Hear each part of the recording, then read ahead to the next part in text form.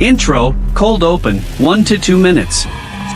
In the remote Oregon mountains, where the trees grow so close together that sunlight struggles to reach the ground, there's a place locals still refuse to fully explain.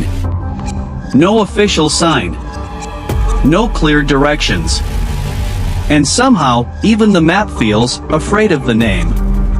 By 1903, near Crater Lake, the population around that area was small, only a few hundred people living off timber, game, and weather that never forgave. And the kind of isolation that could swallow secrets whole. Because on one property, hidden at the end of a dirt road, deep enough that neighbors rarely looked that way, two people made a choice that would shake the entire region years later. A decision so horrifying, it didn't just ruin lives.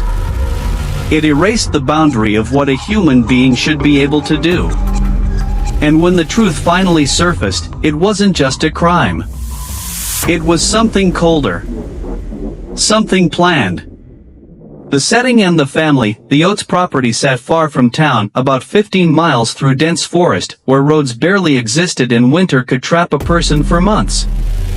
Waldo Oats bought the land in 1885, young and ambitious, determined to build a timber empire. He constructed the main house himself, using logs from his own work, sturdy, practical, and built like a man who believed hardship was something you could cut through with your hands. But the warmth of that house would never last. In 1884, Waldo's wife died in childbirth, leaving him with twins, Phoebe and Wilbert. He raised them alone. Even as adults, they remained distant, rarely visiting town, rarely interacting with anyone outside the forest. Neighbors lived only a few miles away, yet the Oats family felt unreachable. Not just because of distance, but because of them. The twins grew up pale and unnaturally still, nearly white blonde hair, piercing blue eyes, and expressions that didn't match the life around them. Visitors noticed something else too, a feeling that Phoebe and Wilbert could read each other. They would finish each other's sentences. They would move at the same time, like synchronized shadows. And if you looked too long, it didn't feel like kinship. It felt like control. The town incident that locked them away. When Phoebe was about 11, the twins were still young enough to be part of the outside world, at least briefly. They visited town, like people sometimes do, to buy supplies and live like everyone else. But Phoebe was mocked. Not for cruelty, nothing so simple. For being too pale. Too shy. Too different. And after that, Waldo became protective in a way that turned into isolation. He stopped letting them mingle. He stopped bringing them into town. And after that year, the Oats property became even more remote, not just by geography, but by choice. The wedding that wasn't a wedding.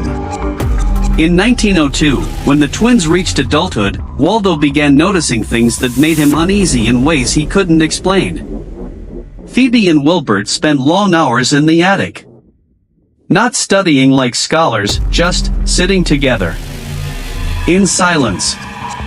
Sometimes, even Waldo would catch them staring at each other with a calm certainty, like they were communicating without speaking. And then came the most disturbing change of all. They began sleeping in the same room. When Waldo questioned it, they didn't argue like rebellious children. They didn't look embarrassed. They looked normal. Like it was inevitable. Like it had always been that way. That same period brought another clue, books. The twins studied texts left by their paternal grandfather, an eccentric man whose name carried rumors in the region. Genealogy. Family lineages. Old ideas about heredity. And even treatises that treated animals like experiments, because the grandfather believed in breeding in the way some people once did when they saw life as property.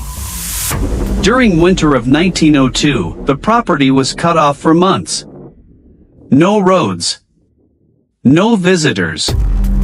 Just the house, the forest, and the twins growing closer, while Waldo stayed outside their routine, watching his own home become a stranger to him. When spring returned and Waldo finally went to town for supplies, a merchant mentioned something strange. He'd heard about wedding preparations. But Waldo hadn't heard anything at all. Phoebe had apparently been in town earlier, buying fabric, speaking in careful terms about a ceremony that would happen within the family. When Waldo confronted them, it wasn't denial that came first. It was calm explanation. They had decided to marry each other. Not out of rebellion. Not out of desperation. They said they had studied it. They said it was about preserving their lineage. They believed isolation made them more complete, like society was contamination. And as Waldo exploded in anger, they didn't respond like frightened children. They responded like people who already made peace with what they were doing.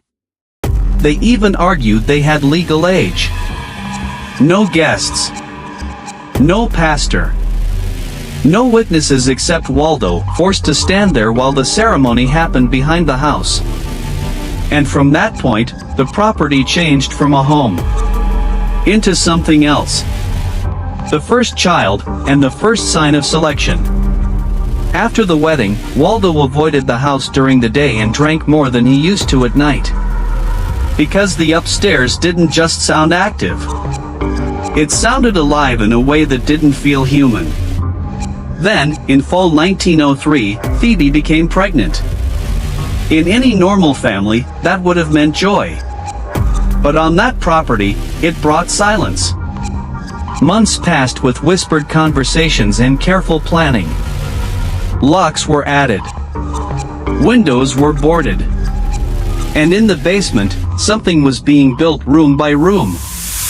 When the first child arrived in March 1904, it happened during a stormy night. Waldo heard screams. He tried to enter, but Wilbert stopped him. Long hours later, Waldo finally saw the baby. A girl. With visible deformities, extra fingers, and unusual shape, physical complications that should have demanded help, not celebration. But Phoebe and Wilbert reacted differently than Waldo expected. They didn't look devastated. They looked satisfied. Like the outcome confirmed something they had predicted. Like the result was part of their process. Soon after, the baby was kept hidden. Waldo was not allowed in. Questions were answered vaguely, with looks that made him feel like he was invading a laboratory, not a family. The second birth, the basement sounds, and a pattern, 5 to 6 minutes. 8 months later, the second pregnancy began quickly. During that time, Waldo noticed something at night. Sounds from the basement. Not construction, something closer to suffering. When he mentioned it, the twins dismissed it. But the disturbances continued. The second child arrived in December 1904, during a blizzard that cut them off entirely again. This time, the baby boy appeared physically normal. And that's when the horror deepened. Because the twins didn't react with the same excitement they showed before. They seemed disappointed. As if the child being normal wasn't what they had intended. And from then on, Waldo saw a growing difference in how the twins treated the children. One received constant attention. The other was left alone, neglected, hidden. 2 children. Different value systems. Same parents. Homer Mixon arrives, the first attempt to uncover the truth. In winter of 1905, a hunter named Homer Mixon came to investigate. He'd noticed signs, smoke from the chimney at strange times, activity that didn't match the daylight, and a home that felt too controlled. Homer wasn't the kind of man who ignored mysteries. He was used to danger. He wasn't easily frightened. When he visited, the twins were polite at first, almost welcoming. But Homer sensed it immediately. He didn't see or hear the children at all. There was a medicinal smell, like constant cleaning. and the twins moved like they were synchronized.